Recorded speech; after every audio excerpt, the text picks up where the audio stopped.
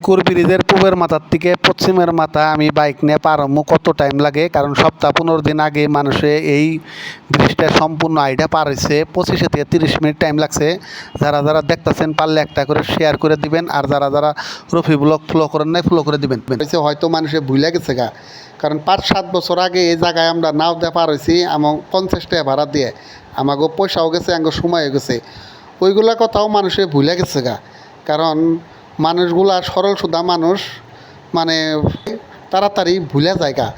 তাই করাইকুর ব্রিজে 15-20 দিন আগে যে মানুষ আইডিয়া পার হয়েছে, আইডিয়া পার হইতে কমও 25 মিনিট 30 মিনিট টাইম লাগছে। আর আজকে আমি বাইক নিয়ে অ্যাভারেজ ধরেন 50 স্পিড আর কি, 50 স্পিডে কত টাইম লাগে এই ব্রিজটা সম্পূর্ণ পার হইতে আমি আপনাদেরকে দেখামো। দেখতে থাকেন রফি ব্লগের জরিয়তে, পারলে একটা শেয়ার করে দিবেন, আর রফি ব্লগ যারা যারা ফলো করে নাই ফলো করে নেবেন। আর এই ব্রিজটা পার হইতেই ধরেন কত টাইম লাগে দেখেন। আমরা এমএলএ এমপি কী জন্যে বানাই? সমস্যা সমাধান হওয়ার জন্যে বানাই। আর ব্রিজ শেষ হইতে হইতে দেখেন আনের 1 মিনিট 11 সেকেন্ড লাগলো এই ব্রিজটা পার হইতে বাইক নিয়েই। এভারেজ ধরেন 50 স্পিড চাল বাইকটা। আর এই জায়গায় ভাঙছে, এই জায়গার থেকে ধরেন আরও 100 মিটার ফাঁকে পিলপিলি রাখছে। এই যে 15-20 দিন আগে যে মানুষ আইডিয়া পার হইলো, তাহলে দেখেন আমি এই পর্যন্ত আমি বাইক নাইলাম, তাই ধরেন কত টাইম লাগলো, 1 মিনিট 33 সেকেন্ড পরে লাগলো। আর এই জায়গাটায় ভাঙসাল দেখেন জিও ব্যাগের জরিয়তে এই জায়গাটা এরকম করে রাখছে।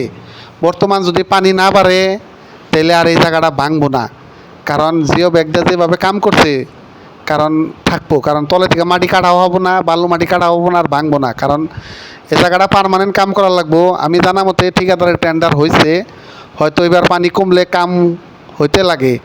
এমএলএ এমপি আমরা এই জন্যই বানাই যে পার্মানেন্ট যাতে আমাকে কাম হয়। গুপা ব্রিজ ব্রহ্মপুত্র নদীর উপরে, কিন্তু ভাঙে না। গুয়াহাটি সরাইঘাট ব্রিজ ব্রহ্মপুত্রের উপরে 2 মাথা কোনোদিনও ভাঙে না, কিন্তু এই করাইকুপ ব্রিজের 2 মাথার মধ্যে কী হয়েছে, মানে পশ্চিমের মাথা বছর বছর আইলে ভাঙে আর গাড়ি বন্ধ হয়। তাই আমি এখন আপনাদেরকে দেখাইতেছি এই 1500 মিটার যে কাম হয়েছিল ওই জায়গাটুকা কিন্তু ভাঙে নাই, কিন্তু এই 200 মিটার কাম হয় নাই কিবা কারণে বন্ধ আসাল। এই যে ভাঙ্গের শেষ হয়ে এই যে মানুষের একটা হারাস্তি। তাই যারা যারা এমএলএ এমপি হয়েছেন তাকে রিকোয়েস্ট করছি যে এইবার যাতে আর নাটক না হয়, এবার যাতে পার্মানেন্ট কাম হয়। এই জায়গাটা দেখেন 1500 মিটারের কাম হয়েছে আল, কিন্তু এই জায়গাটা পানি পারছাল তাও কিন্তু ভাঙে নাই। এই জায়গায় কত কত মানুষে এখন ধরেন খড়ি উঠাইতেছে, মাছ মারতেছে। আর এই জায়গা দিয়ে দেখুন আমরা যে পার হই কিরম জার্কিং, মানে এই জায়গাটা তার মানে ভাঙছে, নতুন কাম হইতেছে, সম্পূর্ণ কাম হয় নাই, সেই জন্য এইরকম অবস্থা। হয়তো সম্পূর্ণ কাম হলে এই জায়গাটাও এই সব কাম হয়ে যাব, এইরকম জার্কিং লাগবো না।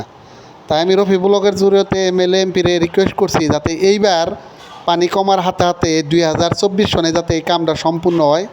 আশা করছি কামটা সম্পূর্ণ হবো, আর আমাগরে এই সমস্যা সমাধান হবো, আর আমাকে জানি আইডিয়া যাতে না পারার নাগে, আর আমরা জানি ভালোভাবে এই জায়গাটায় পার হয়ে যা হারি, কারণ আজকেও বড় গাড়ি যাইবার দেয় নাই, সব ছোটো ছোটো গাড়ি গেতাছে। তাই সম্পূর্ণ কাম জানি হয়ে যায়। যারা যারা রফি ব্লগ দেখলেন আজকের রফি ব্লগ পারলে শেয়ার করে সবাই দেখাবেন, আর যারা যারা ফলো করেন নাই ফলো করবেন।